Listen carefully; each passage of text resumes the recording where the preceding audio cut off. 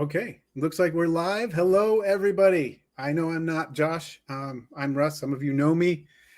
We had a little bit of an emergency right before we went live. Unfortunately, Josh's grandma had a little bit of issues. Apparently, she dropped some acid and kidnapped a boatload of penguins. And so that's kind of where we are right now.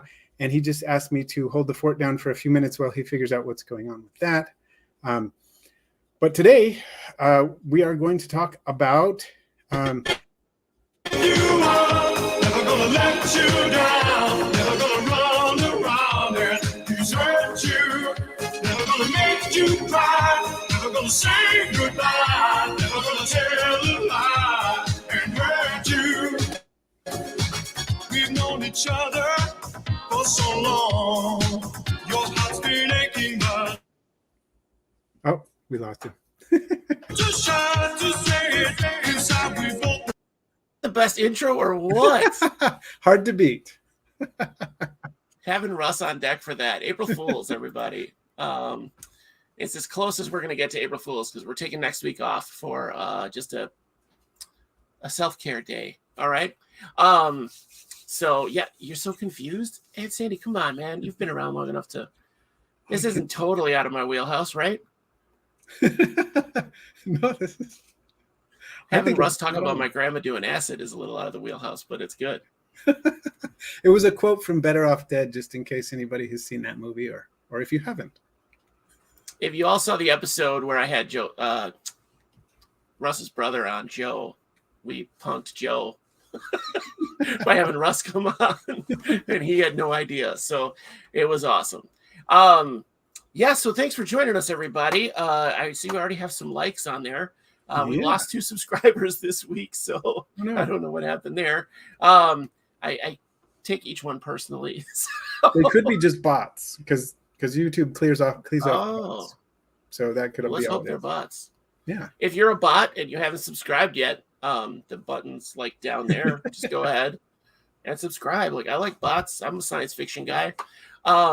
Especially now that the AI is coming, like all hail the bots. Oh, yeah. The AI is on its way, right? Our new lords and masters. Scary stuff.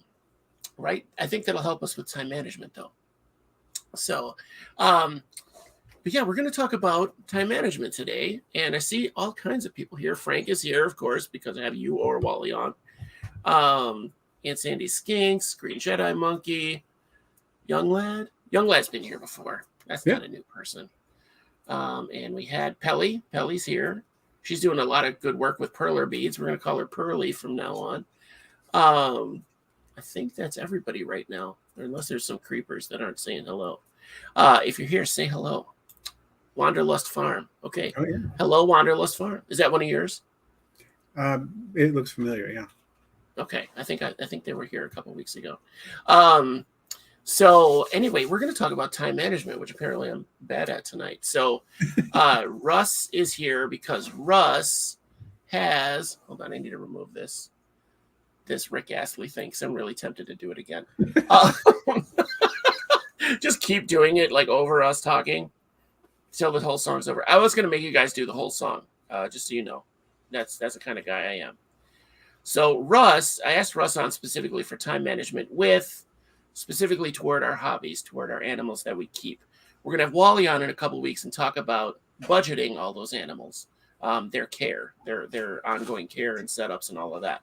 But today, so Russ has mammals, 2 cats, chickens, reptiles are like snakes, geckos, amphibians he's got going on, a bunch of fish, 1 near-eyed snail.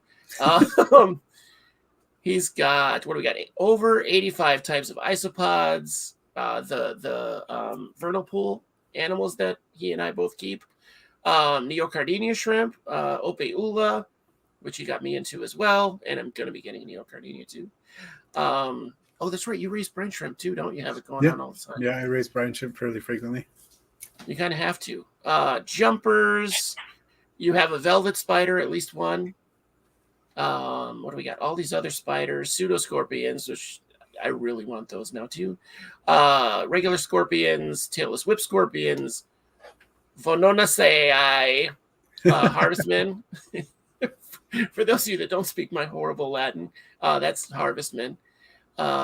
Diplopods. Oh, these are millipedes. Okay. So a bunch of millipedes. And a centipede. Spirostreptus, species number 1. Yep.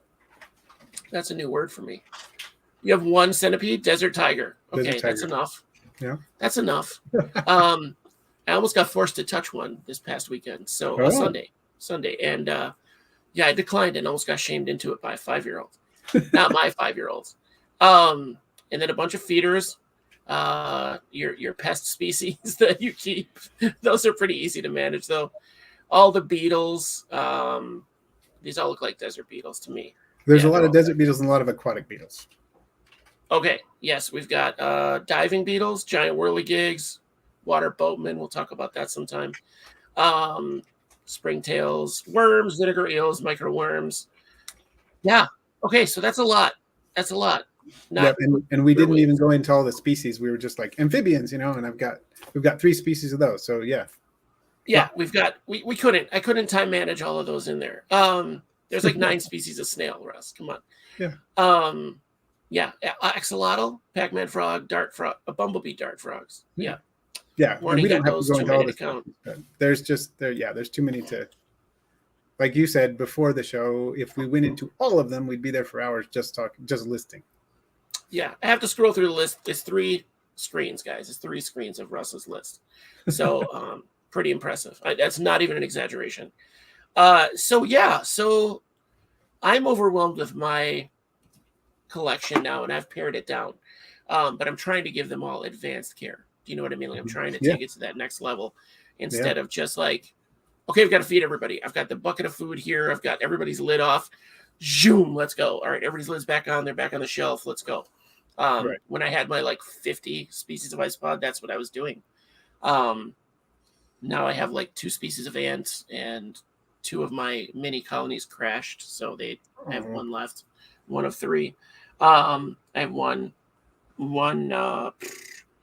tarantula. I have my Opeula. That's no maintenance whatsoever. Right. My vernal pool tank is like not doing great. It's in that cycle, I think, where it's up, down, up, down. So I just did a water change for them. I don't know how to get them not all sucked up in the water change. So anyway, that's for another time. At some point, yeah.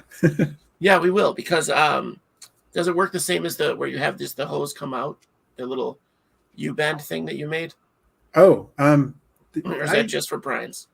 I use that for my vernal pool tanks. I have in the past. I just use fine net, and I dump the bucket or whatever jug I'm using through the net, and then put them back in. Oh, okay, that makes sense. Yeah. I'll have to try that. So, So what are some tips? I know we have a lot of people that are kind of starting off. We have a lot of people that have the 150 species or different genera of animals. Mm-hmm. I know you have a little bit of help from your family, at least for the mammals and the chickens, probably. Well, actually, yeah, that is one of my big secrets, because if I were doing this all by myself, I wouldn't be doing it, like to the point that I am, right? I could not maintain the numbers that I have now. Everybody in the family who lives in the house, I have one son who lives with his wife in a different city, but besides that case, everybody who lives in the house is doing something for Aquarimax. General, more than one thing, but everybody's participating in one way or the other. All 3 of the kids earn money by specific duties relating to the animals, husbandry, kinds of things that they are doing that I have trained them on, that free up time for me to do, other things, more advanced husbandry, take care of orders that, processing orders from the customer service standpoint. And my wife, she works on accounting and bookkeeping kind of stuff. And so, since she does that, it allows me to focus more on things like customer service and like I said, advanced husbandry and that kind of thing. It's funny to hear you talk about like the store aspect of it, because I don't think of you in that way at all. So it's when you're like, oh, the accounting and the marketing or whatever, the customer service, like, what are you talking about? What? I was like, what? Aquarimax is a channel. What do you mean?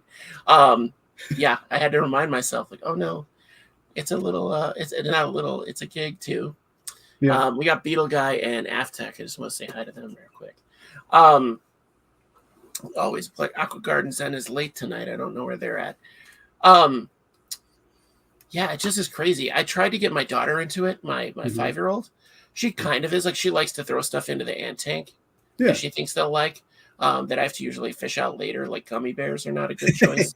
Yeah. I don't know. They seem to like it, but they get stuck on it, so it's no good. But she, I put her with the tank, the tub of the aficionados, right? Oh, and yeah. I'm like, these are Daddy's special isopods. These are my favorite ones. So she's on the floor with them, and I say you can poke them, and they usually stay as a ball for 3 days, and then they'll come out. But just be careful with them, right? So I'm doing other things, and I'm checking on other isopods and the tarantula and all this, and trying to keep that on the DL. She doesn't know I have it because she narks me out all the time.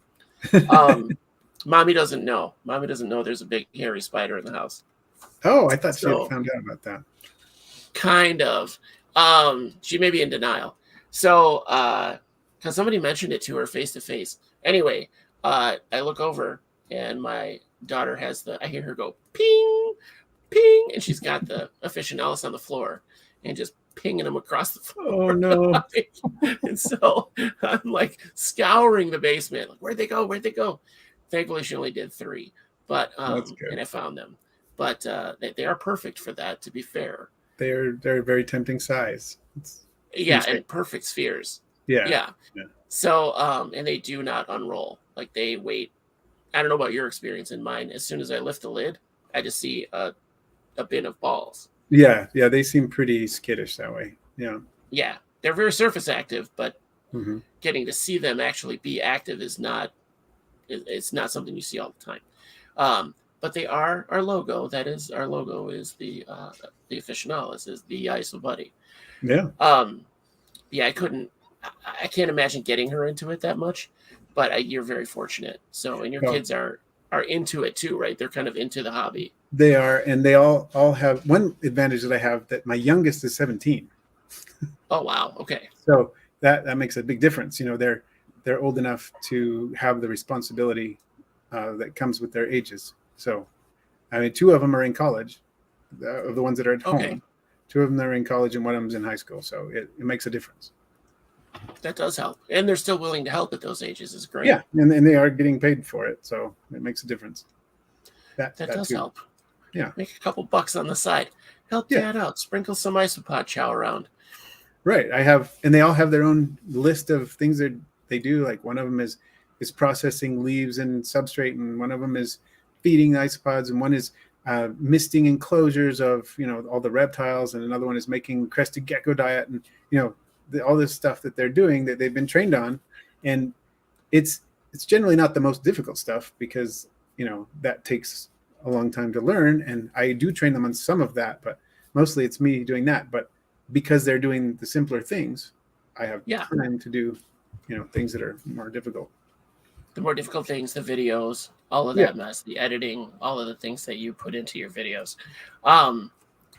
Because you're juggling that too. Like, we're not going to get into that, but that's another aspect. Like, you have kids, you have a wife, you have a family life, you have the channel that you run, you have your Aquarimax pets. And this is just talking about the animals, like managing that time. Right. And it all kind of blends together, because of, like what I said, it does, because the channel exists because I have the creatures. And so I can't really separate them in my mind, and I can't really separate them in terms of time management either. Okay, so that you have that folded into like that aspect, like you set the time apart. I have this time for this, and that's part of this other aspect. Yeah, like one thing I try to do time management wise, my daughter takes dance classes a couple times a week. Okay. And so I focus on making my videos during that time in the evening, so that we can more maximize time in the evenings when family is home. We can have more family time. When they're not home, that's when I really focus on getting that kind of stuff done. Oh, that's why I do this so late, is my daughter's in bed. So she knows bedtime is very strict on Tuesdays. She's like, I have to go to bed on time because you have your show tonight, Daddy. Exactly. And it's that kind of thing. So you can maximize family time when when you have it, and then really focus. And then I also used, since I take public transportation a lot, Okay. I drive my car to the train station, which is just a couple, it's not walking distance, but it's not that far away. It's like 8-minute drive or something.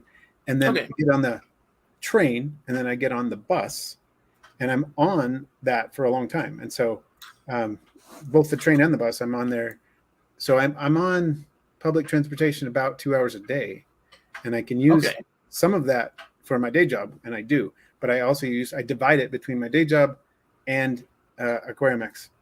So I'm answering emails and preparing spreadsheets for these are the orders that are going out this week, and stuff like that, so that I can focus more on taking care of the animals when I'm there with the animals. Yeah, and messaging me back with my 500 questions a week that I have for you. Russ, I have this. What do you think? That sounds great. This is Russ's stock answer, guys. That sounds great. And then there'll be like 2 hours later, there'll be a real response. So he's very good about getting back to you, so don't feel left out. I like the stock answers. Yeah, Frank, suitable for a juvenile human child. I go by size. I think those crates that they sell for large dogs work really well. But they do need significant time outside of it during the day, some exercise time, free range time too. Yeah, I mean, definitely once you get home, that's going to be a thing. Don't use cedar chips. They can cause respiratory issues. Yeah, or pine. Or pine. Aspen is better. Aspen is better. I use the rolled up paper. So yeah, once you smack them with the newspaper, you can roll it up and use it as litter. Get a good water bottle. Change it every day, you guys. Yeah, my kid is so low maintenance. It's pretty funny. I tried to get a video of her to play for you guys where she's actually eating pasta tonight, which is huge for her. She eats 5 things. So feeding her is very easy as long as we have mac and cheese, cheeseburgers. What is the other thing? Nuggets and fries and pizza. Those are the things. Yeah. So to have her eat pasta today was amazing. Yeah. So do you have a schedule for when they eat? Because I know you also like enrichment for your animals. Do you have a schedule where you have okay, today the geckos are getting live food as well as most of your geckos are eating gecko diet primarily, right? Yes, except for our leopard gecko. Everything else will eat crested gecko diet. Okay. And so I do make sure that they get other, foods sometimes, but I don't have it on a very strict schedule because I feel like, in the wild, they don't have a very strict schedule on what they're eating either. They have seasonal availability, especially when it comes to fruit and things. They may have seasonal availability, but I'll say, oh, well, it's been a while since I've given this crested gecko crickets. Let's try it. That kind of thing. Okay. And with the morning geckos, I give them fruit flies pretty often. In addition to the crested gecko diet and so on. And once in a while, I'll vary it up with something else like the confused flower beetle larvae or something. Okay. I don't even know what that is, but that's awesome. Yeah. Confused flower beetle larvae. I'm confused about what you're talking about, but I'll have to Google that later. I just heard about pig snout mites. Is that it? Oh, snout mite. Am I saying that right? Snout mite.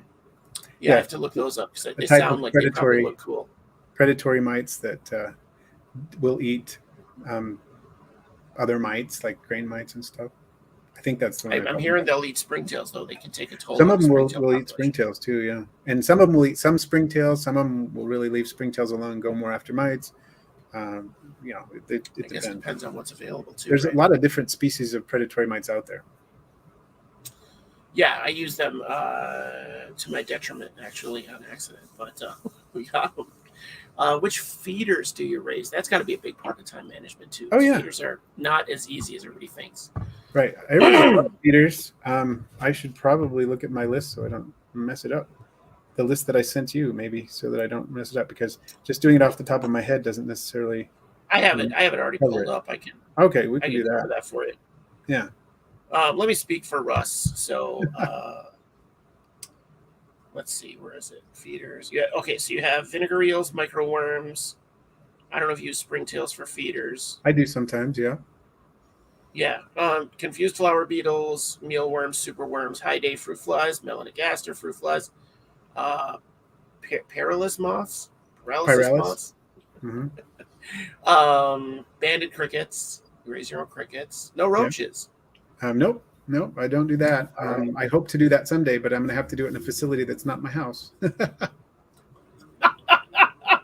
You just got to get the easy ones, right? The ones that everyone says is easy. And no, I had a red runner female that was obviously pregnant get away as I was flicking the egg crate, and she jumped out and was taken off. And I Uh-oh.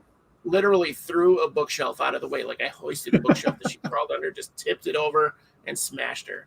And Yeah. my cats were on it too. They were like, she's not going to get away. But yeah, that could not happen because they will definitely grow in your house. Oh yeah. So not smart. I think that's it. I think Yeah, I and covered it. I raise Daphnia and scuds and often brine shrimp as Right. foods as well. Artemia, right? I probably missed a few, but we talked about mealworms and superworms, right? Yeah. Yep. Because I do My that too. Daphne and Scuds are pets, but I raise so many Daphnia. I'll bring this up when we're talking about this because Daphnia are, you can get very high yield if you set it up the right way.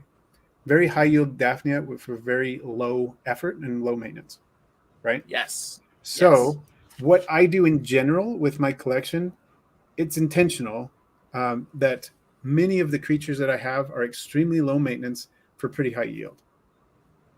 Okay. Okay. When I'm talking about feeders and things like that, that's what I mean. Like Daphnia, I don't feed Daphnia to things as often as I just sell them because I love Daphnia as a food and I've used it to, condition fish for breeding and bred them and that kind of thing. I've done that and they're great food. But I just find that most of the time what I'm doing with my Daphnia is selling them because I can sell them. I can sell so many that it's worth keeping a 20-gallon tank around full of Daphnia all the time. That's crazy. Yeah, because your advice to me to split them off into multiple cultures Mm-hmm. was really smart because I did have one crash and then I think they overpopulated or something. Whatever it was, they just crashed. The Scuds are still there. Mm-hmm. I have one setup that's just Scuds mostly, Mm-hmm. and then we have a few hitchhikers, obviously, and three setups for Daphnia. So one multi-community tank, and two single Daphnia tanks, and two or bowls, I guess, and one extra Scud tank. So, and I do give them to the fish sometimes, or I'll just plop a fish into the community tank once in a while. And I have ram's horn snails growing in there too because I plan to get pea puffers soon. Oh yeah, and I've noticed that, and that's another thing of time management.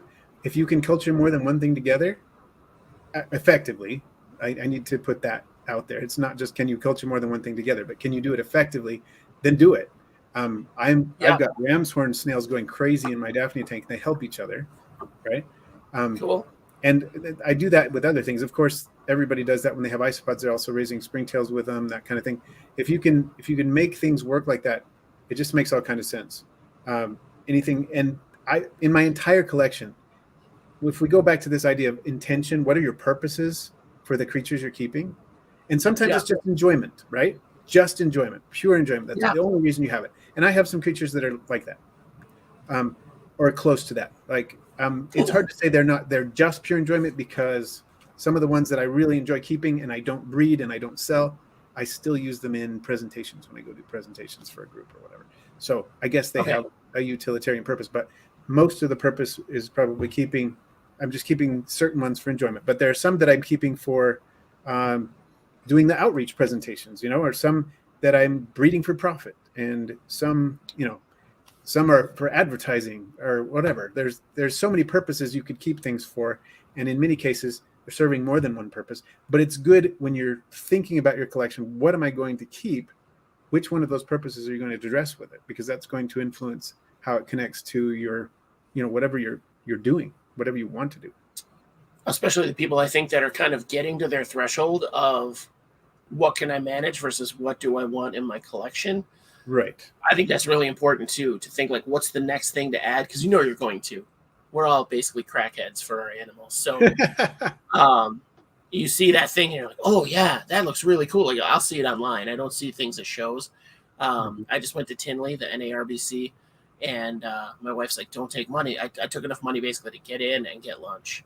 Mm-hmm. and because I don't really buy anything, so I pick up all the free stickers. I pick up business cards to try to meet up with people to get them on the show. Um, but I barely look at animals because I know I'm an impulse buyer, and then I'll be like, I have 6 extra tubs. I could buy this thing and keep it in a tub until I get a setup.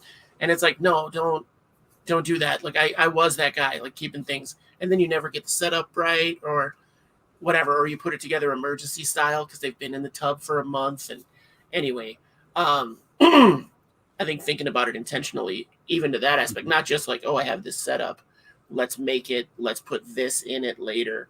Um, Thinking of, okay, what's the time effort going to be on this to add to what I already am doing? Right. Can this go? Is it going to eat something that my other animals eat? So it's just, oh, okay, you get some of this too. Or like you said, a multi-purpose thing where you can sell the babies or eat them or whatever you do. Or feed them if all. you're, we had a guest, Justin ate bean beetles. I think it was live on the show. Yeah, that was interesting. He said they were tasteless. Yeah, he did. He said it again. He's like, they're basically texture. So, which I'm all for. I could add them to recipes. Had that crunch. Yeah, you want that little bit of crunch. And what is that? Well, it's a new spice. You might not want to know what it is. Accidentally have Daphnia. He accidentally has Daphnia by accident. That's how that works. Yep, Justin, that's how that works. There's only a handful of them. What can I feed them? They'll eat algae wafer, or they'll eat like a little bit of algae wafer if you put that in there, or if you very have small amount. flakes. Yeah. And you can do a little bit if you dissolve a little bit of bread yeast in water, a very small amount, and you dissolve it completely in water before you use it. You can use that, but don't overfeed it because that's a way to crash them. I started my first Daphnia culture accidentally. I went to a pond and collected some samples when I was like 13 years old, brought them home, separated them into jars, and then a few days later I was like, oh, there's Daphnia in here, cool. And I started culturing them. I cultured them for years from those that I found. So I want to see little Russ. I imagine little Russ and little Josh would have got along really, really well. So I bet. Even though I came out 5'10", little I'd be walking around your ankles. Yeah, right. I always get that at the show. Whenever I meet people in person, they're like, "Oh my God, you're huge!" Because you don't get that. You don't get that effect here. But I remember getting the jars. You'd have the jars that wherever they were in the garage or something, and you'd have them empty. You'd rinse them out. You take them down to the pond, or you take baggies to the pond with you in a backpack and collect whatever, and then bring it home and magnifying glass to the jar, seeing all these crazy organisms that you just caught. I can imagine the two of us like, look at this, as kids or today. Like, yeah. Honestly, I could do that today. When you come to Utah, we're going to be doing that, I'm sure. Oh, I can't wait. Yeah, again, it's always postponed, but it definitely is going to happen eventually. So, not as soon as I wanted. So, yeah, so you're doing outreach programs. You're doing all of that as part of your hobby. As part of it is the time management is crazy, and all of that's scheduled in. But I just appreciate that you have that help.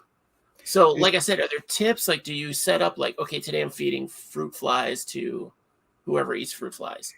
That's kind of how I've arranged the kids' schedules. I had it down in a document so that I can print it out or they can look at it online, whatever. And like, here's Monday, here's Tuesday, here's Wednesday, and this is what you're doing on that day. Okay. So you're changing out crested gecko diet on this day, and the next day you're changing out their water, and then this day you're misting and also changing out their food, and whatever it happens to be.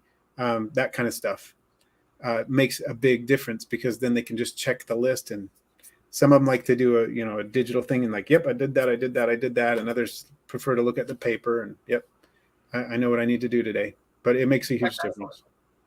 Yeah, because you can't do all of it. You couldn't do all of it in one day. Like 3 or 4 tops, 3 or 4 different types of food. That would be at tops. Like I have a mix even for my isopods that I use. That's like a concoction of different things. There's like a bag that I use. That's stuff that I've put together. And then there's like Wally's Supreme Isopod Chow. Yeah. So, and they get, the spoon is in the bag. So, yeah, because he sent me his super veggie and the super protein and the regular, and they're just in one big freezer bag. And here's a spoon, here's a spoon, here's a spoon. because they all eat it. All the isopods eat all of it. Oh It's yeah, not, they do. It's all great for all of them. And yeah, and that's kind of another thing that I wrote down, or I made a note of, was similar repeated actions.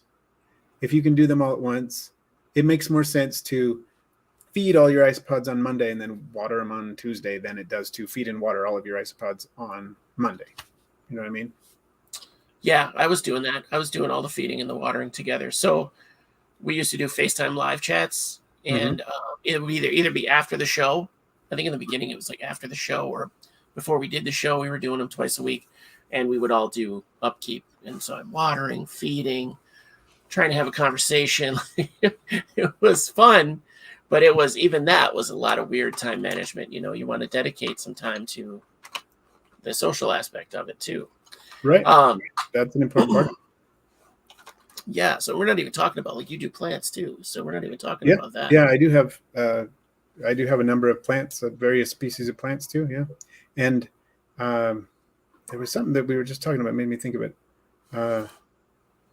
What was it? I'm looking at my list here to see if I can remember which one it was. Oh yeah, one thing is to pair events. Like one thing to make sure that I do certain things that need to be done that are like a little bit more advanced. Like I dose polyglutamyl in my Endler tank, which is, it's an aquaponics kind of thing going on. Okay.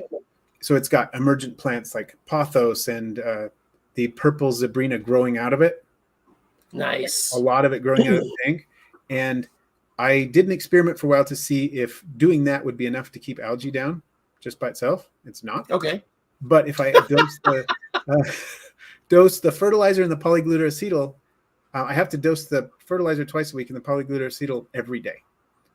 And it's not something I really want the kids to have to deal with. So every day when I wake up in the morning early to do my exercises, because I have my routine, which helps with time management, right? So the alarm goes off at 5:10 in the morning. I go start doing my exercises. And while I'm doing it, like I'm between sets or something, I'm like, okay, I'm going to dose polyglutamyl and feed the fish. And while I'm doing this rest. And now during this rest, I'm going to mist my jumping spiders, And so I'm not wasting the time. I'm not exercising because I need a rest between the different sets, but I'm using the time instead of just sitting there breathing hard. I'm, taking care of something, getting things done. And so breathing hard. And breathing hard. So, you get both of those things done at once. That's good. That's real good time management. Oh, I got to water. Yeah. So it might sound a little funny, but I'm getting things done at the same time. You know what I'm saying? Yeah, fine. No, that's whatever you can do.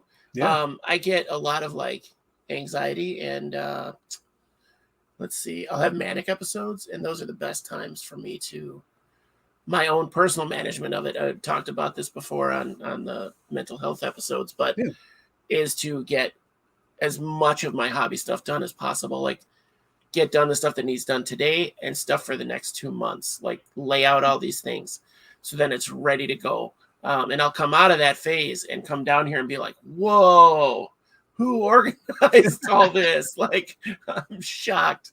Because it's not that I forget, but I'm in such a state that it's just happening, basically. Yeah. And it's so to put that together then, so you're prepared for when you're on the opposite end of that manic thing. You're in the depressed state and you just like, oh, I got to water isopods today, whatever.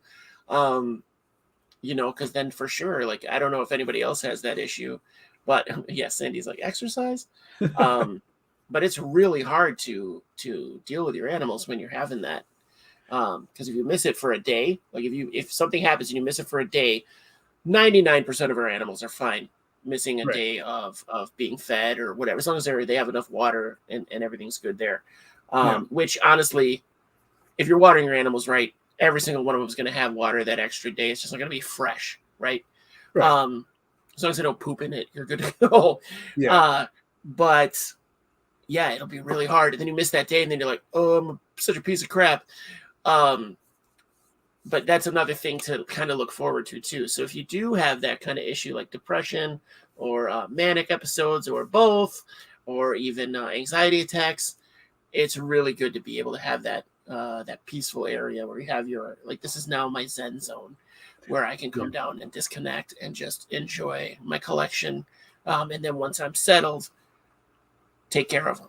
Yeah. So as I'm looking around, I'm like, oh yeah, this one needs this, and this one needs this, and right. Yeah, it makes a big difference. I find that working with my creatures is a great stress relief. It really helps because life is stressful, and doing that can really make a difference. Yeah, absolutely. Yeah. So, and that's another point of time management. So if you can put that to use, put that energy into it. I don't know if anybody else, yeah, if you have that, use it. If you have that energy, use it. I also have anger issues. So if I stub my toe or something down here and I get mad, instead of throwing a fit or just swearing senselessly, I put that energy into, okay, I need to do this heavy thing. I need to move this timber. I have to do this.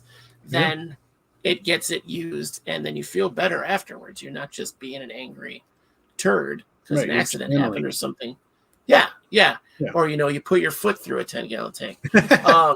I'm sorry. I don't mean Yeah. to laugh. It's just the story is hilarious. I'm sorry it happened to you. It's not awesome that it happened. No, But it is it's a great funny. story. It is Great funny. story. I was laughing at the hospital. My reaction to anything stressful is to joke and laugh. Mhm. And to explain to all the nurses, it became apparent to me that it was hilarious to me. Which anyone who watches the show knows that's the only thing I care about. Is it Yeah. funny to me? Ultimate dad. So it became really funny to me to try to explain keeping isopods to all the nurses. Mhm. Because the looks you would get were so great. You could see the people that were into bugs when they were kids, but haven't thought about it since. And you can Right. see the people where it was totally alien, like, what? You Yeah. keep what? You might as well have said, like, I keep herpes viruses on a slide. You might as well have said that because they're so disgusted. Oh, Don showed up. Hey, Don. Yeah, it's just a wild thing being a part of the hobby and just putting Yeah. all that together into a useful energy in a useful state. So Right. it seems like you have good outlets for your energy anyway, like well planned out. I try, and it does definitely help. And one thing that kind of when you were talking about the hospital situation that you had, it reminds me that we are all subject to life changes, both planned and unplanned, and we need to factor that in. Your focus may change for various reasons. Some of them may be out of your control, and some of them may be what you choose. And I think we need to think about this in the hobby. Sometimes people are stigmatized for making changes in their collection, like downsizing or something like that. There Mhm. is a responsibility we have to whatever creature we adopt and keep in our house. We have a responsibility to it. But I think it is better sometimes to recognize this animal is going to receive better care if I rehome it with someone else. That's Yes. the responsible choice in some cases, more than, oh, I'm going to try to keep all these things and do my best, but it's not enough. So we need to keep that in mind. I I want to saw let you Reed's talk and not comment. respond. Yeah. Yeah, I saw Reed's comment there. So, yeah, I think it's okay to decide to move on from a project if you do it in a responsible way. And like I did this with my multis, my little Tanganyika shell dwelling cichlids. I had been Okay. raising them for years, and I love them. I still love them when I ended up rehoming them. They're super cool, but I realized I dreaded netting them out because they're super hard to get out of those little shells, as you might imagine, Okay. because they live in snail shells. So Right. they're Right. super hard to get out of the shells, and you can do it, but it's stressful for them as it was stressful for me. And I was realizing, I don't sell these very often. I enjoy watching them. I enjoy keeping them. I've been breeding them and developing a really nice line of them for a while, but it's not really fitting into the way I want to use the space and the way I want my plans. And so I decided I'm rehoming Okay. these. I have a snake that needs a larger enclosure. He really needs a larger enclosure. They're fine in this enclosure, but he's not. And so I'm going to sell them to someone who ended up putting them in an even bigger tank Oh wow. so that I could move the snake into a larger enclosure. And it all, it worked out. And I don't feel bad about that, even though I miss having the multis. I don't feel bad because I feel like that was the responsible thing to do, both for my snake and for the fish. Can you go visit them? I don't know. I have had the person send me pictures and give me updates about them. So I've had that with a cat. We had to rehouse. They still yeah. send me updates. Yeah. Yeah, be responsible with that, guys. And if you have to sweeten the pot and give them the enclosure and everything and all the food stuff, you do it. Just do Yeah. it. And that's what I did with the fish. They took the tank, they Yeah. took everything. Yeah, and you see those, but then they get people that want to charge extra for it or whatever, and I kind of understand. Like, you put money into it, you put this into it, but think about the animal. So you're going Right. to have that keeper that wants to do it but can't afford it right now, and you know they'll be in good hands, but you shy them away because you want an extra $50 or whatever for the 10-year-old Exoterra or whatever else it is. So just make that decision for the animal. Don't do it for yourself. So Exactly. yeah, because it's going to be a lot less stress on them too. They'll be in a new house, all the new smells and activity, but they'll have that safe space that they're used to. Their home is there. That's another thing. I don't know that I had to think about when I rehoused some stuff a couple of years ago. Well, a while ago. Yeah. Mm-hmm. We moved into a no pets facility, and I had pets. So yeah, we had to rehouse a chinchilla. I don't even know, 3 cats. That was the hardest thing in the world because we loved those cats. And we only get really updates on one. Tons of stuff. A Dumbo rat, just everything. So almost a bat. The bat actually left the house. So my cat's going crazy one night, and I couldn't figure out why. One of them was jumping up on the table and then jumping into the air and doing a cartwheel and landing on the floor. And then he kept doing it over and over. And I was like, what is happening? It was like 2 a.m. playing video games. I was working nights. And I lean my chair back and look, and I see something flip by. Something flits by. And I'm like, what's happening? It's a bat. Somehow a bat got in my apartment. And the cat was trying to murder the bat. So my brain knew that this bat was no threat to me. Mm-hmm. But my body freaked out. Did not know. I was like crab walking on the ground, like as close as I could to the ground. I'm slamming doors around the house so that it couldn't get into those rooms. I got it out, but like it went out the door and I squealed and ran back in. I was ashamed. And none of that is an exaggeration, you guys. It was so bad. It was so bad. And it's this bat, it's probably this big, terrified, definitely terrified of what was happening. But yeah, I mean, it's just, if you have to rehouse and due to whatever reason, like you said, your schedule, it doesn't match your schedule, the space, the time you need, your conditions, like whatever situation you're in, just do it. Just get rid of all the stuff. You'll get more setups later. You can get more tanks, more enclosures later. And you can probably get them on the cheap, like Facebook Marketplace or whatever, always has great stuff. Right. Just make sure that you're doing it with like you said, the interest of the animals in mind. Make sure that they're getting a good home, and that's what needs to be done sometimes. And it happens. It sucks, but it happens. Yeah, it does. Like when I got a job in Hawaii, I wasn't able to bring any of my pets, and I had a decent collection at the time, and I rehomed them, and it was kind of heartbreaking to do that. Sure. But it took time to find, decent homes for the creatures that I had. But I was eventually able to do it because I had no choice. I was moving to Hawaii. You can't exactly bring. No. There are very few things you can bring to Hawaii. Everything's on the list, but there's a ton of cool stuff you can find on your own in Hawaii.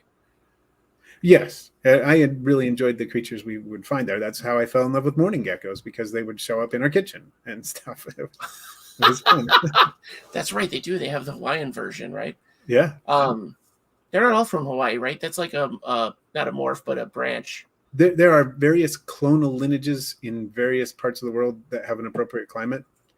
Okay. So yeah, they're not from Hawaii originally. They originally from the Marshall Islands, from a number of hybridization events from other geckos in the same genus. Wild. I need to have somebody on to talk about hybrids because I'm learning more and more about them lately, and it's blowing my mind what is happening. I just saw somebody trying to crossbreed, and apparently this happens, but Chihuahuas and Cresties. Oh yeah, I've heard of that. But then somebody says like they have a 50% mortality rate, so I don't know if that's something they're trying to work out. I don't know. Anyway, that's for another episode. I want to talk about that because I know there's snakes, there's frogs, obviously the dart frogs. Everybody hates that, but there's all kinds of different hybridizations in cold-blooded animals, especially. So, but yeah, you have so then breeding too. Like you have parthenogenic stuff and stuff that'll just breed on its own. Right. But do you do other breeding that you have to take into account for your schedule too? Oh yeah. One of the big projects really my biggest breeding project that takes my most time every year is the snakes. Right, you have those awesome garter snakes for Yeah. sure. Yeah, I've been breeding the red-sided garter snakes for a few years now, and it takes a while. It takes some effort. Actually, getting them to mate is not too hard. But once you have 28 little baby garter snakes that are so small they can't eat a pinky mouse, then you've got your work cut out for you for a little while. Are they doing crickets at that point? Is that No, crickets that's the thing. They won't eat crickets really. I mean, they might occasionally eat them. They can't really digest them. Oh, okay. Because they can't digest chitin. Some snakes can, and they can do Okay. pretty well, like rough green snakes or something. They do well on insects as their main diet, but garter snakes can't digest chitin. So it is Wow. minced pinkies and minced earthworms is what I start with. Gross. Yeah, it's gross. So it's effort. It takes time, takes effort. You have to make sure they are not eating each other as they're eating the plate full of minced food. Sometimes I have to pull them apart. You have to watch them carefully, all this stuff. So that's a big project, raising those, and I do that every spring. And once again, it ties in because I basically, most of that money goes towards my kids' school fees. Unbelievable. I mean, that's just something else that's awesome. So I didn't know there were so many different garter snake variants. I just saw there are checkerboard. So many. They're checkered garters. Yep. Yeah, and yeah.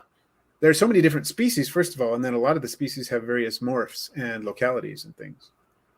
I just have your run-of-the-mill garter snake here, so yeah. But we have dozens that show up every year, so it's pretty great. Yeah, we have the western terrestrial garter snake that shows up in my backyard and whatnot. Okay. Yeah, we've got those. They're not the most attractive garter snake out there, but I like them. They're fun. I handed out pamphlets around my neighborhood because there were people. I found a garter on my sidewalk right in front of my house that had been like curb stomped. Oh, I remember hearing about that. Yeah. Yeah. So I put together some pamphlets and handed them out like, hey, these are good for our neighborhood, actually. They're going to keep all this other crap out of our houses and our yards. They eat slugs, mice. All kinds of stuff. Yeah. All the garbage you don't want in your house. So between them and the possums, I was trying to help them keep the possums in the area too. That's another thing in the time management is all outreach, like work with USARC, and I've been writing my state senators and state legislators about it's up for vote. There's a new law on the docket that is going to, I think it's a federal thing, but I know it's in Illinois. It's going to ban even the educational shows, like the outreach shows. Oh, so but they said, my guys that do the outreach shows say that you will be banned from doing an educational show specifically, but you can run it as an auction, like a fake auction where you have like a $3,000 starting price on all your animals, or some ridiculous number, and that's okay. But so you could run it to sell the animals, but not to have the certifications. Yeah, to just educate people about them. That's ridiculous. So yeah.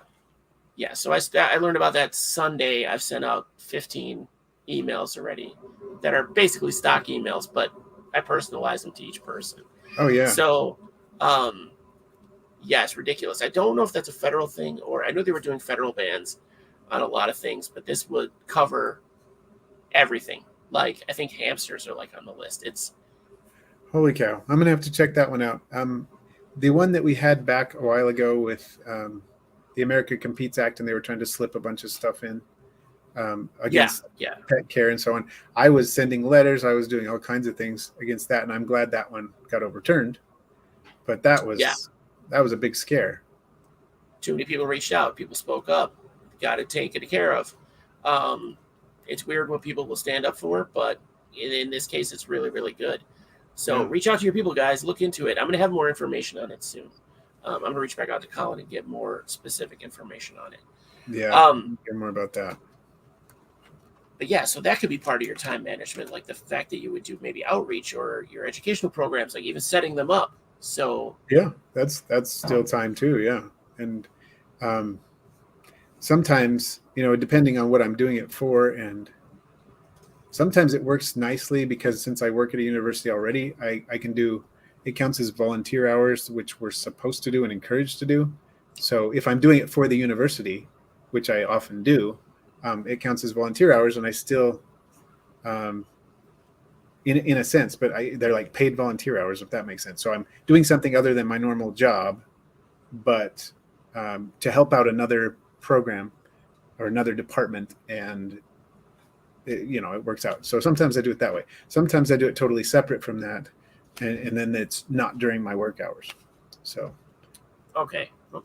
so Which, either it way, changes. But that either way, it's a time investment. But sometimes it's nice to be able to do it as part of that volunteer effort and do it during work, and that's perfectly fine. So because I'm doing it for the university, like I do youth education camps and stuff like that are part of my university. I think that's awesome. There's one here that I wanted to get involved in, but honestly, I don't have the time right now. So having a little kid, once she's a little older, maybe have her as my assistant or something. But yeah, right now it's just not in the books because they're always Yeah. looking for people for And this. yeah, it takes a while to get to that age when it's not just willingness to help, it's ability to help too. Yeah, or even not be disruptive. Right. Maybe not even help, but just like, hey, just entertain yourself for an hour. That's all I ask, please. Please, God, learn to read. Please. We've been working on it a lot. So I kind of shamed her. She's like, I can't read yet. When did you learn to read, Dad? I said, Daddy was like 4.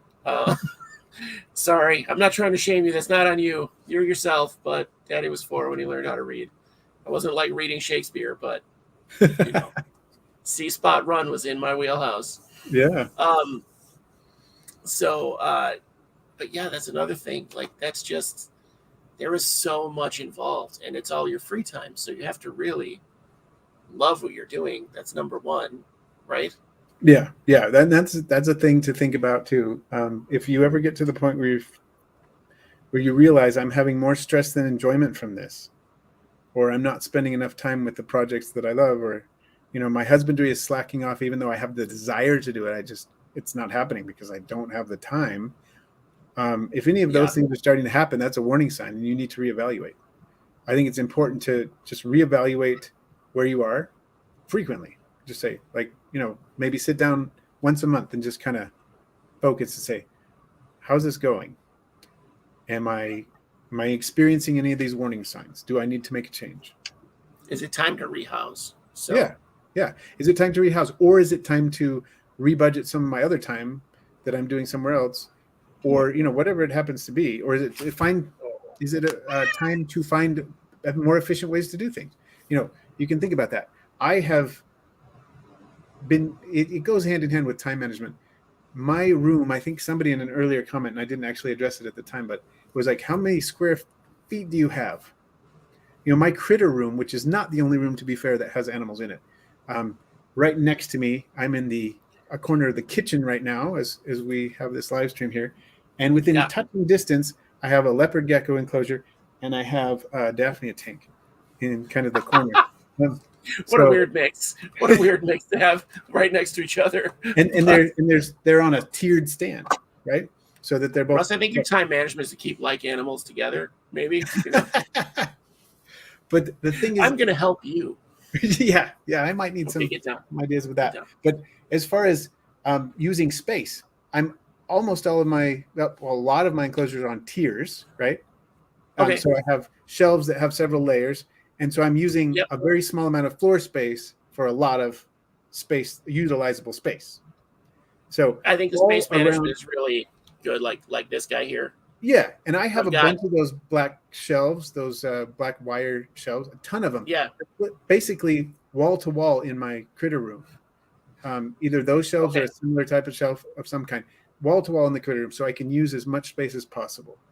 And I put the low frequency items up high, like storage. Like, here's my nice. I keep substrate up here on the top shelf because I don't need to get to it every day. I might need to get there 2 or 3 times a week, but not every day. And then on a lower shelf, I might have, things like my garter snake enclosures, or here are my beetles because I need to interact with them every day. It's some capacity, right? So they're going to be lower down and that kind of thing. So are the beetles that high maintenance? Which ones? The beetles? Oh, the desert beetles? No, I could leave them for a week and not worry about it, but I don't want to do that all the time. So, I'm Yeah, usually adding food or some sort of thing to hydrate them or whatever, just about every day. So they're on a lower level than, my substrate or whatever. yeah, Or here's the place where I keep all my fruit fly culturing materials in this bucket, and it's up high because I only need to do that once a week. So yeah. it's all organized by how often I need to access it. I want to say hi to Moon real quick because Moon Yeah. hasn't been able to show up for a while. So hi, Moon. He's been real supportive since we did that collab video with Wally. We got another one of those coming up, guys. So watch. Supreme Gear will be posting links. Somebody explain husbandry to Reed in comments. It's pretty easy, but that's a word that confuses a lot of people that aren't keepers. True. What was I going to say? You were talking about keeping it all in the shelves. Mm-hmm. The tiered shelves. Oh, I keep all my non-using stuff, like stuff I hardly ever use, substrate and decor and all that stuff, hardscape, on the bottom, actually, because it's easier for me because my head is like at the ceiling. So that's where it's like I'm never there because I've got bad knees now too, so I'm never down on the bottom. I have to make a special trip, right? So it's once a month. That's way easier than going to, like, I have enclosures at the top, so that I manage. And honestly, honestly, they're the easiest ones because they're at eye level almost. So I just glance up. Because I have that. I still have that community bowl of isopods that I have to actually thin out the numbers because they exploded in there. Cool. Yes, that was Orange Koi Scaber and Parakai. Sorry, no disrespect. Yeah, you got it. So where you're keeping them, how you're keeping them, where your supplies are located, and you'll get it. You'll get that where it's good for you. I like that your square feet is well managed. Your footprint in your house. Right. And then I do have some things spread out in the house. Like we have a goldfish tank in the living room. We have a couple of crested geckos in the living room, things that can work there because you got a planted tank of my dart frogs are in the living room, that kind of thing. So if it can look nice in a place, then, I can put it there. And then, one daughter has her Pac-Man frog in her room and an aquarium in her room that are hers. And then another child has an axolotl in the bedroom and, like that. So it all works out. But I am to the point where now if I'm going to get anything new, I really have to think hard about where is it going to go?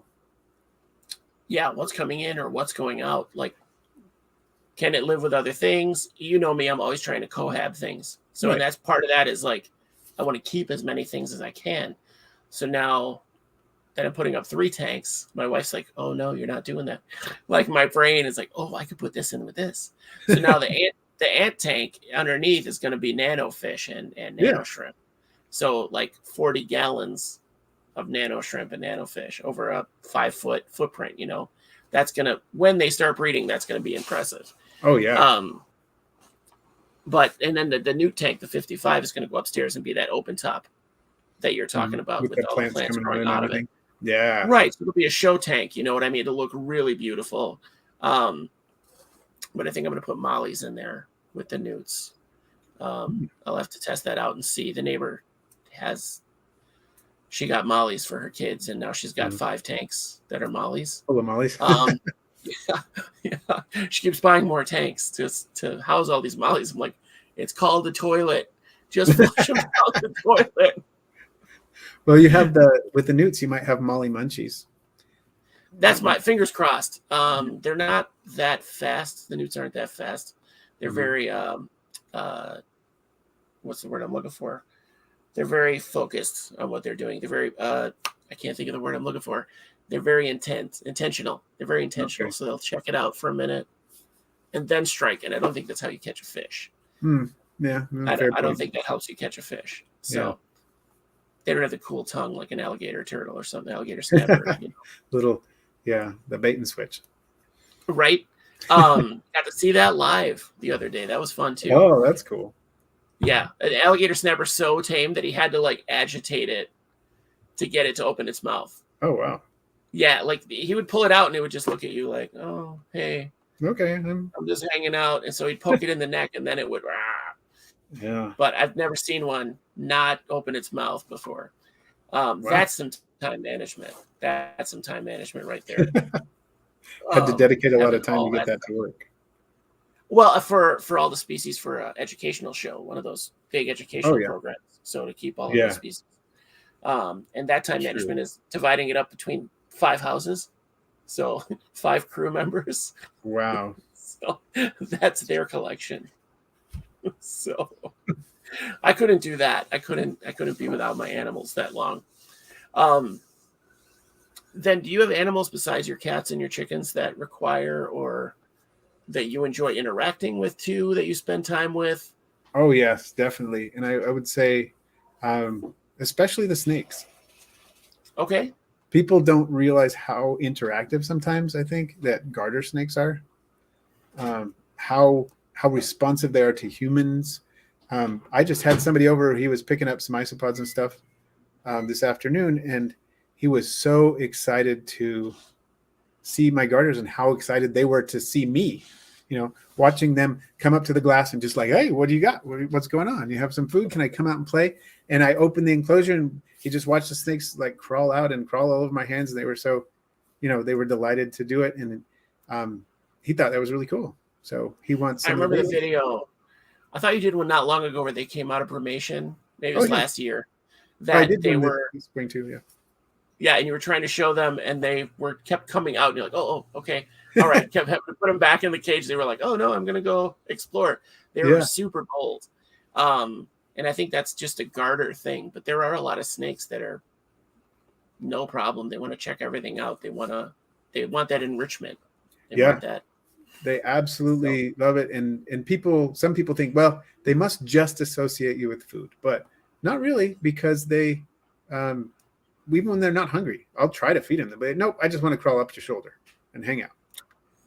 I'm not going to eat. That's not what I'm about right now. And so that they're just interested in the enrichment of, I get to have this experience and crawl on this nice warm tree that moves around, and I think a lot of it with snakes and a lot of reptiles is more of an enrichment thing than a cuddle thing. Like they're not like, oh, that's my human. I don't think that's in their brain, but maybe I could be wrong. Well, with garter snakes, there's more likelihood of it than with some others, because we do know they form social attachments with each other. So it's not Okay. out of the realm of possibility. They're forming social attachments with humans. And my wife says when she watches them, she says when you hand them to someone else, they're all looking at you and like, hey, when do I get to go back to you? So we wonder about it. It's interesting with garters. I don't think that's the case with many snakes, that just social behavior is very limited to like, mating and competition for mates. But with garter snakes, they actually form long-term attachments. We know that they do, that are social attachments that aren't related to necessarily mating or anything like that. And so, garter snakes are kind of their own little thing. Something they're different from many other species. And going back to what you're saying with the time management and interaction, one thing we like to do, we call it a snake circle or a snirkle or whatever at our house, is just when we're socializing as a family, I'll grab, at least one snake per person, and we'll start passing them around. And as we're talking, just sitting there on the couch or whatever, we're passing snakes around. The snakes get a chance to, I'm smelling someone different. This person moves a little bit differently. This is, a different person. They're interacting with someone different. And then we pass it along kind of like hot potato, but not fast. Just, you hold snake for 5 minutes or something, and then move it to the next person. And then the snakes get a chance to interact with different people. And then when I bring those snakes to programs, they are so chill because they're used to it. Oh, you're passing me along to another person? I know how this goes. This is fine. That's cool. And it works really well. Like I do know that they have found out recently that snakes and a lot of reptiles are way smarter than we gave them credit for. Oh, yeah.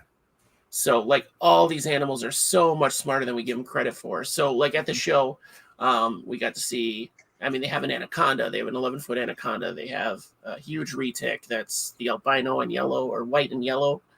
I don't know what morphs anything is.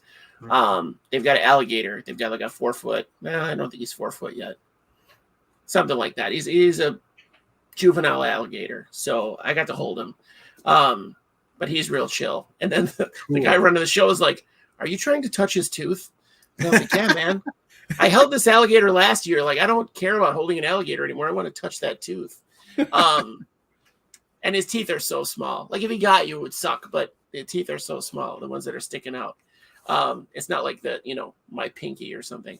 Yeah. But just seeing them in person, and you can see something going on behind their eyes rather than just this lump of scaly flesh. You know what I mean? Yeah. Yeah.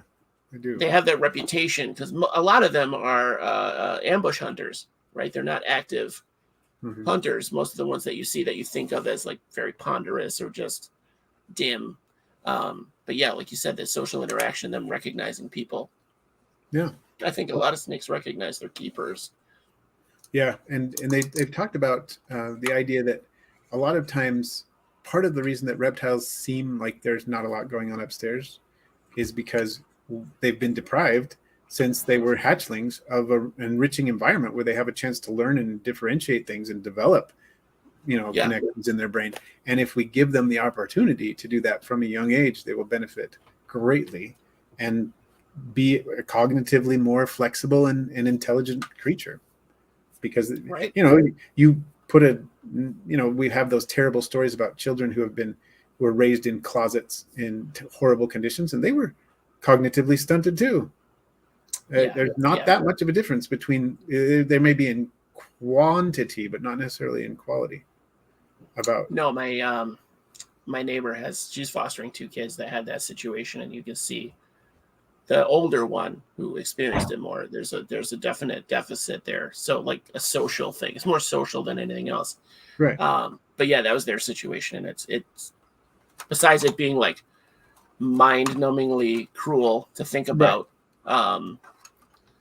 It's at the same time, this is going to sound weird, but it's like interesting to view from the outside looking in. Like it's interesting to observe, You to can see you that can effect. see what a stark difference it makes. Yeah, and it's like, oh, nature versus nurture. Like I don't think it's a versus. I think it's a like cohab, but There's or interaction. Yeah. collaborative. Yeah, but when you see where nurture gets kind of taken out completely, then Mhm. you're wow. The difference that makes is crazy. I know it's going to sound really weird. I hope nobody took that out of context. It's just a observational thing. Like you would read about it, it would be interesting. Um, yeah, Beetle said that his beetles are all target trained and follow him around the house, eager to Wow. play. I've never seen a beetle do that, but that's pretty cool. Now, if there's an animal in the animal kingdom that is derpy and dumb as a rock, it is beetles. Like, I'm sorry, beetles are so stupid. I don't know how there's 80 billion species of beetle that are all hugely successful because holy mackerel. I know you're a beetle keeper and props to beetle keepers, but I don't get it. If you can show me a video or something of a beetle solving a puzzle or doing a maze or something like that, send it to me because I cannot imagine. So I've never seen it. I've never seen it. Luch was saying something about monitors and how intelligent they are. Oh, some of Luch, those are incredible.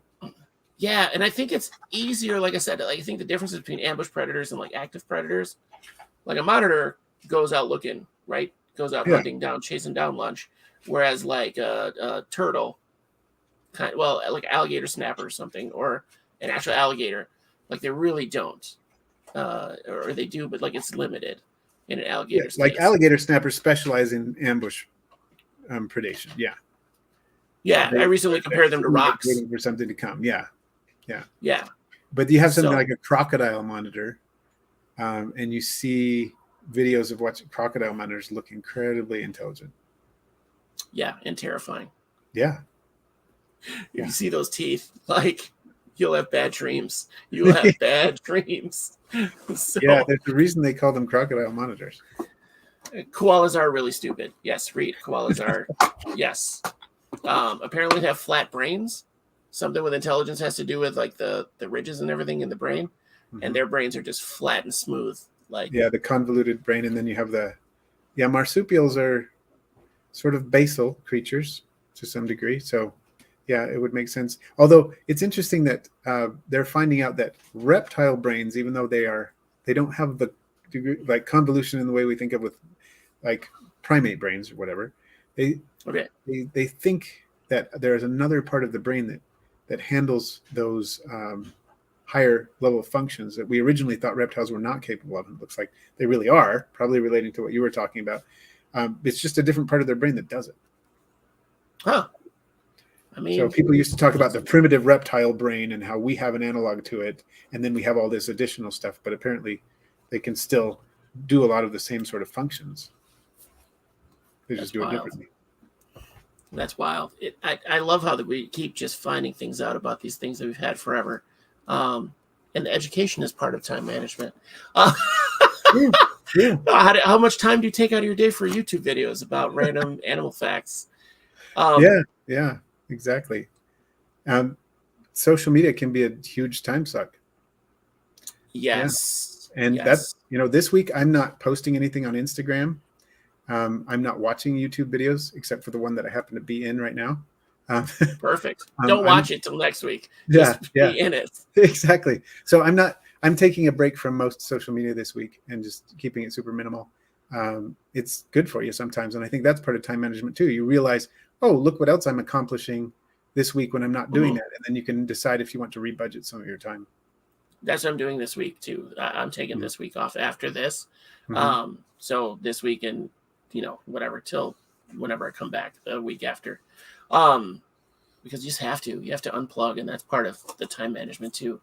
Yeah. I get so wrapped up in the YouTube videos that it's not just the YouTube videos that I'm subscribed to, it's the folks like you that I'm subscribed to and I'm friends with. So if I miss something that you put out, I have this like guilt. I have this I have to be like, oh crap, I have to watch Roach's new video. I never get into the live feeds, but I have to watch it. And a lot of times you'll have great video of animals while you're just talking. So that really makes it interesting too. Oh, I think just to see animals move, like if you had a live cam of your beetle tank, that would just go for an hour a night. I think you'd get subscribers to that. I think you'd get a lot of watch hours. I maybe should work on that. I'm trying to get people to do that with ants, or maybe set something up when I get the 100-gallon set up and just leave a camera on it, like we have a camera here that they have some bald eagle nests. Ooh. And they have cameras set up because they come back every year. So you get to watch the babies grow and hatch and eventually take their first flight. And it's wild. That's so cool. So you just click on it and it's happening. Like it's live right there. I don't think you can go back or anything, but you get to see what you get to see the live stream. Yeah, that's cool. Yeah. So if I could figure out how to do that like for free, I would 100% do that. Just to have it be a constant stream, no rewind, no nothing. Yeah. A 24-hour stream. Frank wants you to do 24 hours. That would be something. It'd be that would mess up your algorithm would get jacked up. Probably.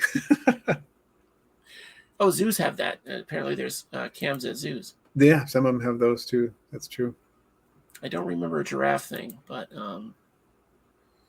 I have seen know that zoos have like those. Here's our live cam of whatever animal it is. Yeah. Okay, interesting. But yeah, the social media is another time suck. And even if you're just trying to look up things from an animal that you want, like I can't tell you how many hours of videos I watched for isopods when I was getting into isopods. Right. Because it's not just you and Wally. There's dozens and dozens of isopod keepers and then reptile keepers, and it's crazy the amount of hobbyists that have channels for one species. Like there's 10 channels for one species or one type. And that blows my mind. But I'll watch all 10 of them. I'll watch all 10 videos about crocodile skinks or, emerald tree skinks, whatever I'm into that week. Still hoping I can get that tank built.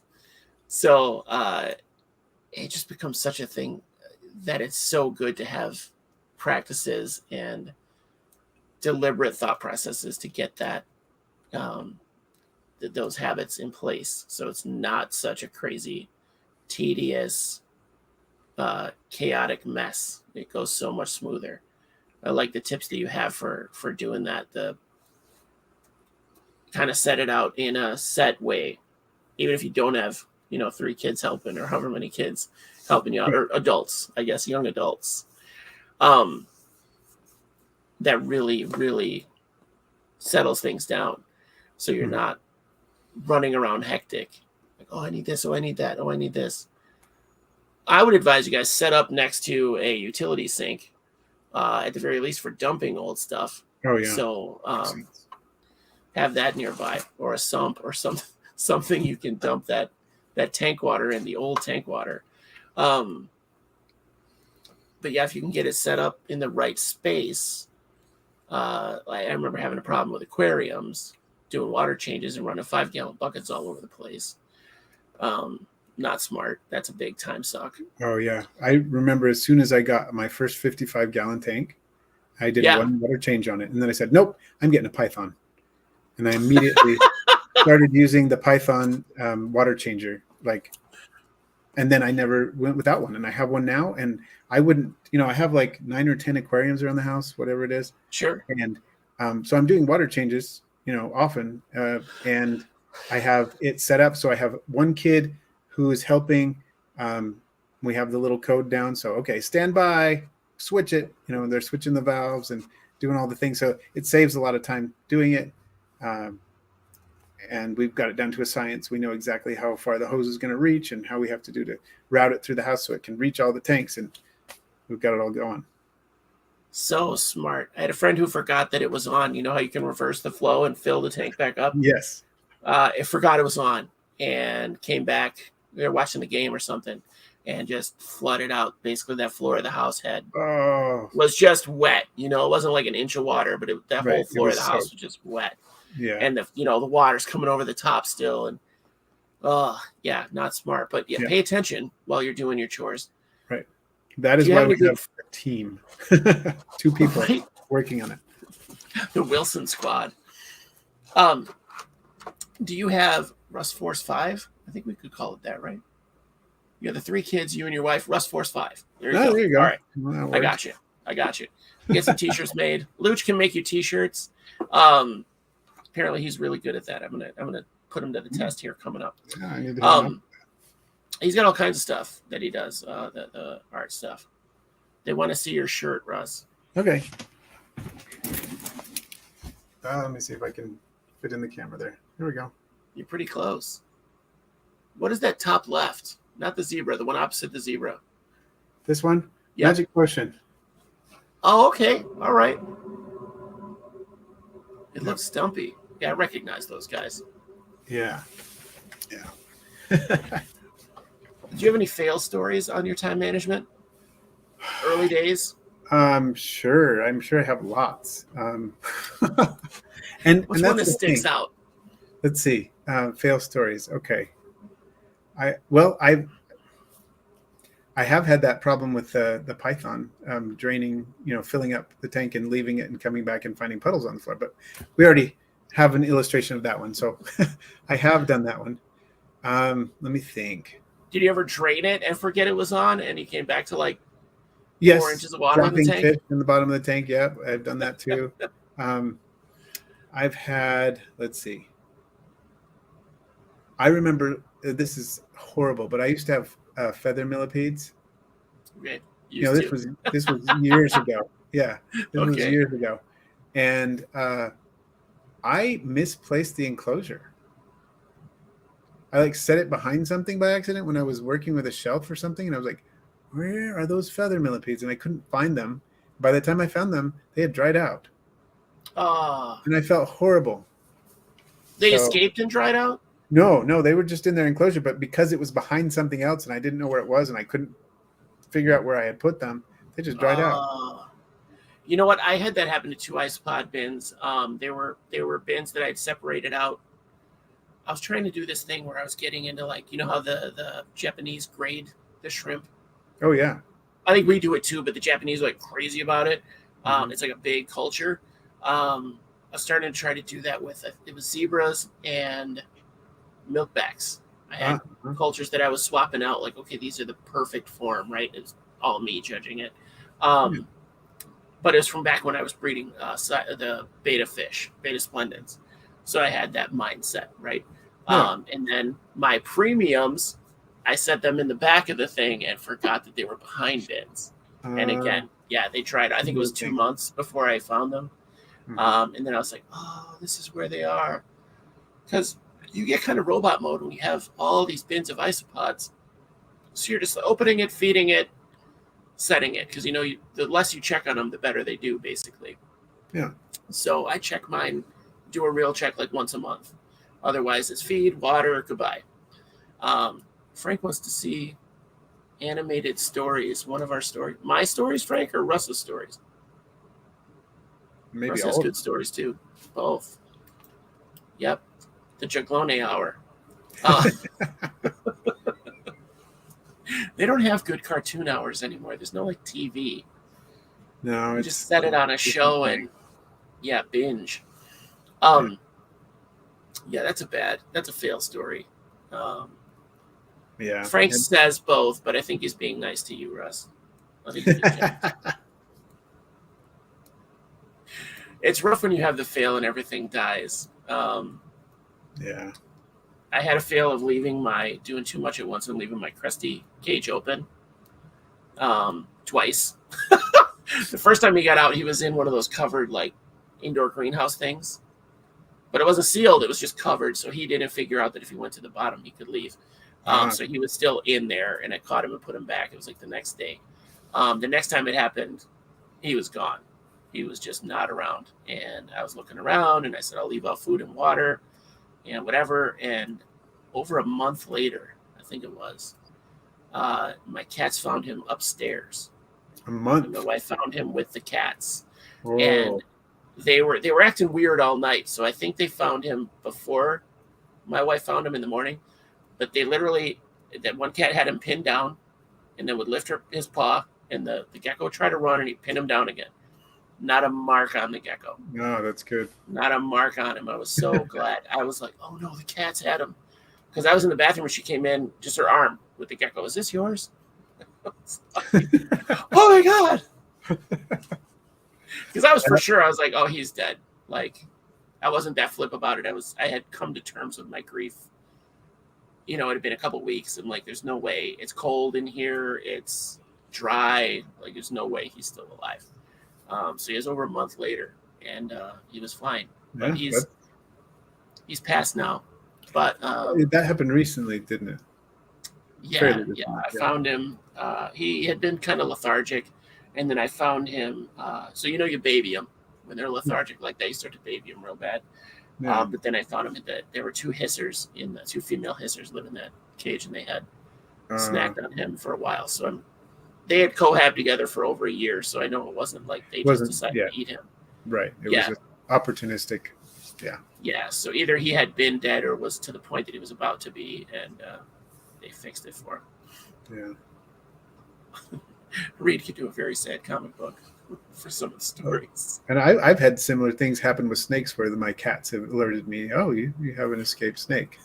And didn't hurt the snake at all, but we're very good about alerting, meow, meow. What do you got? Oh, how did that happen?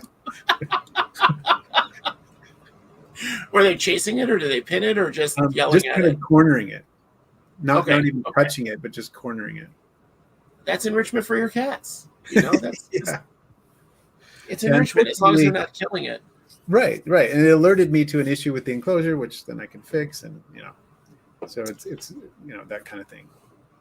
I had a cat meowing like that, and then she came out with half of a fiddler crab hanging out of her mouth. So the fiddler crab had gotten out, and she basically ate him. I just let her finish eating him. I was like, yes, whatever, just he's dead. Yeah, it's like a half a crab. Just enjoy. It made for a weird throw up episode later, but I can imagine it wasn't great. Roommate corn snake got out, and I found it dead in the cupboard. Oh yeah, they'll starve to death or whatever. My male newt got out and tried out down here. Original, that was Desi. He got out and passed. I was pretty sad. Yeah. Frank's cats are murder machines, apparently. Yeah, I mean, there's so many fail stories we could tell. Everybody's got a million of them. Every keeper, especially the old schoolers, because a lot of times we didn't know better. We had to learn through trial and error. We didn't have experts on YouTube. Oh yeah. I ended up when I was a kid, pulling a garter snake out of a dot matrix printer It was hanging out in the printer because it had gotten out and found a warm place to hang out, and that was the dot matrix printer. Really freaked my mom out, and after that, she wouldn't let me keep snakes in the house. For you youngins, go Google a dot matrix printer and imagine that. The paper with that weird paper, the perforated ends. Yeah, and they're loud. They were so loud. Yeah. It was, that on a computer with a dial-up modem was like, just put it in a different room. Yeah. Don't even be next to it. And it was in there. I bet it was like an oven in there. Those things ran so hot. Oh, they ran, warm. So it was really comfortable. Found a nice not basking spot, but it's a place where it could get really warm. And so, yeah. But I think my mom was the one who found it. I think because I heard a scream, and then she's like, "Russell, come get this," or whatever. And when she said Russell, I knew she was angry. Full names are bad news. Yeah. Full names are bad news. I was in trouble. So, and this was well before 3D printers. So I wasn't printing any snakes. I was just, well before. Yeah. Yeah. Well before. 3D printing was a miracle when it came out to me. I was like, this is a miracle of science. We're just going to be Star Trek tomorrow. It's not that good yet, but it's getting there. It's getting there. It's getting there. They have some super speed thing that they do now for, it's not available to regular humans. But it's a print that takes me 6 hours. I can print it in under 3 minutes. Holy cow. The exact same print in the resin printing. Mm-hmm. That's a totally other story. There aren't many resin prints you can use in a setup, guys, just so you know. Don't do it. Don't print things for your animals in a resin setup. Time management also includes like maintaining their facility. What do we got here? What do we got on time? Oh, a little bit. So we'll close on that. Sorry. Keeping you here forever. Maintaining your bins, because even isopod bins, you have to change the substrate out every so often. Yeah. I have the schedule in my computer, like on my computer calendar, like, hey, do it this week, Mm-hmm. Which is always fun. That's the worst part of owning isopods. It is, especially more than one species. Yep. So, do you have like a secret time-saving tip for that, or is it just slog through? Well, I make sure to put my label maker. I put which date it has been changed on, so I can keep tabs of when it needs to be changed. And then I try to figure out times to do it. Like sometimes when I'm watching a movie with the family, and it's not like maybe we're rewatching something just to kind of chill, I'll grab 3 bins and I'll sit down, put my headlamp on, and just change out substrate as we're watching. We're such nerds. And another thing that I do, and I've been starting to do this more lately, is in live streams. People actually find when I change out substrate in bins to be kind of interesting and relaxing to watch. And so I will do that. I'll say, okay, on this live stream, I'm going to hear these 5 bins, and I'm going to change out substrate in these 5 bins while we do a live stream. And we talk about the isopod species while I'm doing it, and it works out. So it's another one of those multitasking approaches. So I make sure I have the dates on there so I know what I need to catch up on, and then I multitask. Those are my two big I guess tips that I use to help me make sure I can keep on top of it as much as possible. Are you trying to do that quarterly or like twice a year? It depends. Partly on depth of substrate, partly on the isopod species. I aim for at least twice a year. And sometimes I don't quite get there, but I know that as long as I'm topping it off with fresh, leaf litter and so on, that they'll be okay as long as I get to it when I can. Like Oren has mentioned that he will sometimes just add fresh stuff to his bins until they're almost up to the top, and it's fine. Okay. As long as it's the isopods can't survive on just old stuff that they're recycling over and over again. So as long as they have access to that fresh stuff, it's not really that bad. But I don't ever want it to get to the point where, I have to, the substrate's, crowding them out of the top of the bin or whatever. I don't want to do that. So I try not to, but it lets me know that I have a little bit of wiggle room as long as I'm putting in fresh material that they are using as food source. Yeah. And I try to, I've upped my game on my food source. Upping your game on your food source will actually help you. It's another time investment.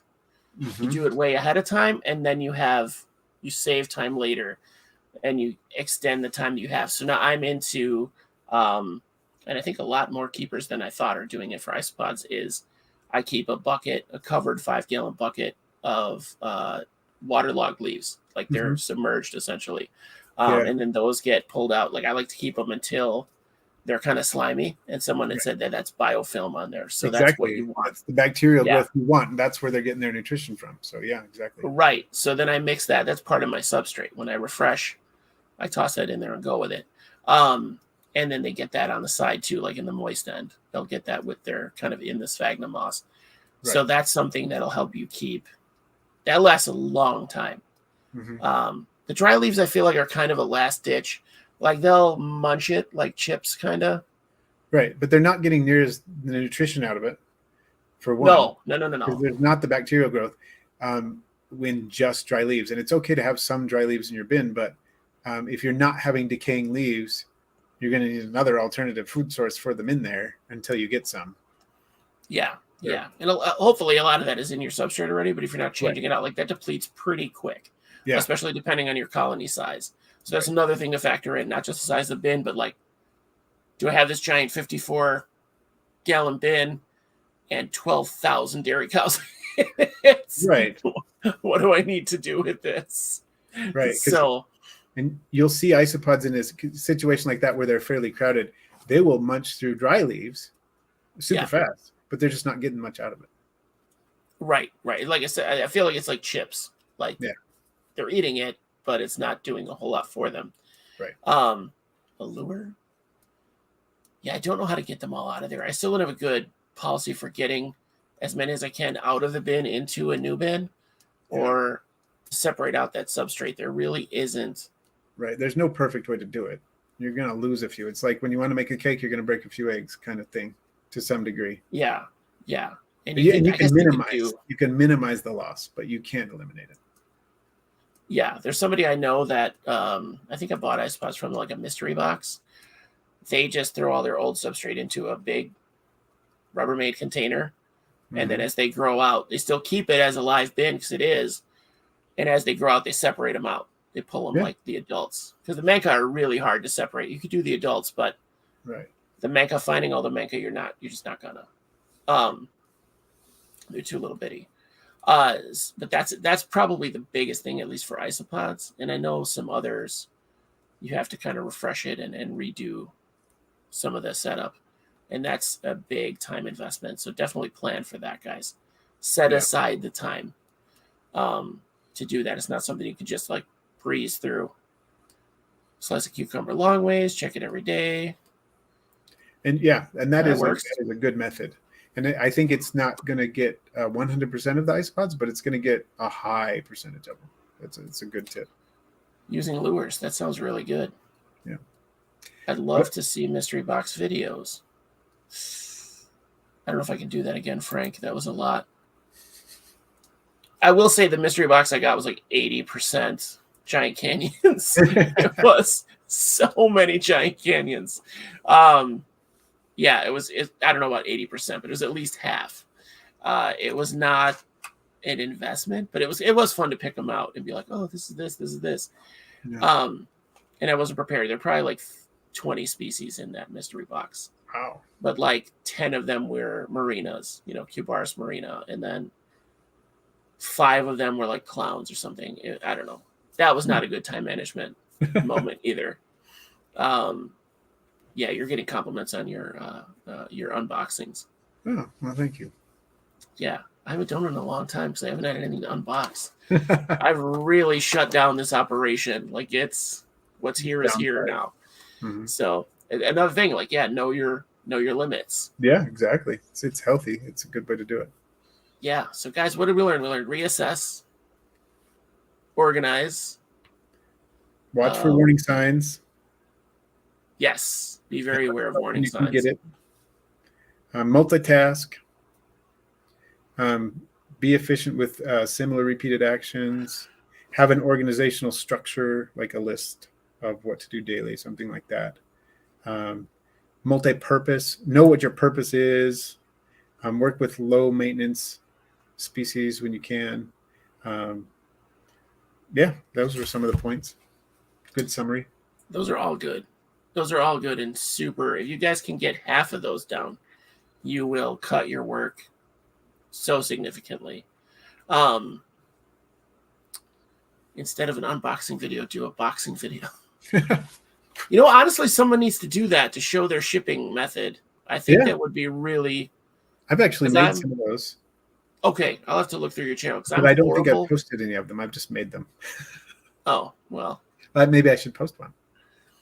They would get clicks, I think, from people. I mean, you can have someone tell you techniques, but to see it is something else. True. So that would be a very useful time management video. My shipping technique is horrible. So, and I've heard that from every person I've shipped to. So the good news is I give things away. I'm not charging anyone anything, but it's not great. It's not great technique by any means. And I have to ship out some stuff here soon next week to Pelly and Luch. Cool. So, yeah, I had a giveaway for pandas and for 4 people, and there were only 2 that responded. I remember hearing about that. Yeah, I almost. When you get 2 respondents, what's that? I almost did it. I almost asked you, but then I already have pandas, so I didn't. I have the red gene in mind, so that's true. That's a good point. That's true. That is a point. I mean, I've only seen 6 of them so far, but they're separated out. We'll see. 6 counts don't usually work out for me, but true. Fingers crossed. The genetics are there. If I get them to breed out, I'll definitely send you some. I would love that. That'd be awesome. So I learned a lot tonight. I hope you guys learned something. If you're anywhere near as disorganized as me, you definitely learned something tonight.